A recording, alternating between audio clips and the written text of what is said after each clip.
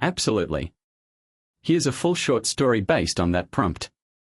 Let me know if you want it longer, darker, or more character-driven, **** title, only if there's no other choice, ****. The wind howled against the windows like a desperate animal.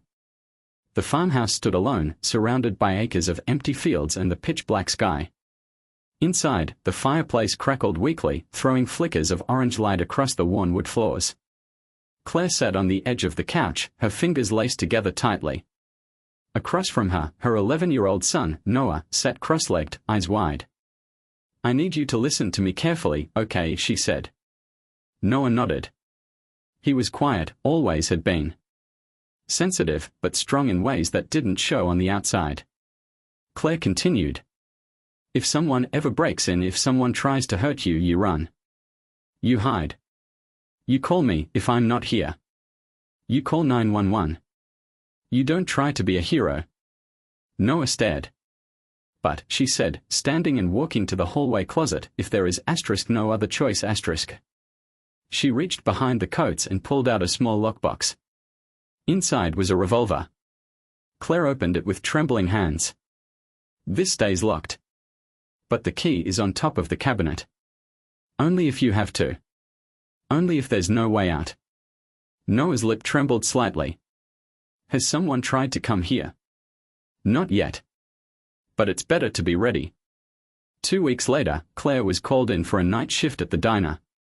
She hated leaving Noah alone, but it was only for a few hours, and he'd grown up fast after his father left. He knew the rules.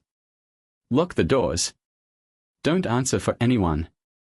Don't go outside. Rain fell in sheets as Noah sat at the kitchen table doing his homework. Lightning flashed, briefly illuminating the living room. Then, the sound. A click. The back door creaking open. Noah froze. Every instinct told him to hide, but he heard footsteps. Not careful ones. Heavy, wet, dragging. The phone. He ran to it. No signal. The storm had knocked it out. Another step. Closer. He remembered the key. His hands shook as he grabbed the small key from atop the cabinet. The lock clicked open just as a shadow moved across the hallway wall. The man stepped into the living room, soaked, wearing a torn hoodie. He smelled like gasoline and rot. His eyes scanned the room and landed on Noah. "I don't want to hurt you, kid," he said, voice thick with something too calm. Noah raised the revolver with both hands. "Put it down." The man stepped forward. Noah squeezed the trigger. The sound shattered the storm. Claire's car screamed down the muddy road when she got the call. The neighbor had heard the shot and found Noah on the floor, crying. The man lay crumpled nearby. Police ruled it self-defense.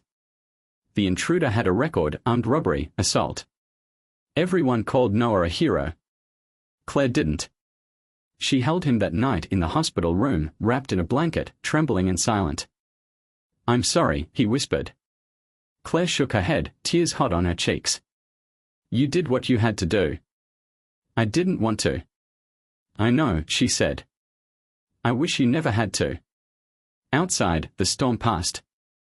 But inside, something remained, quiet, heavy, and permanent. Want a continuation that follows the months later? Or maybe something from the intruder's point of view?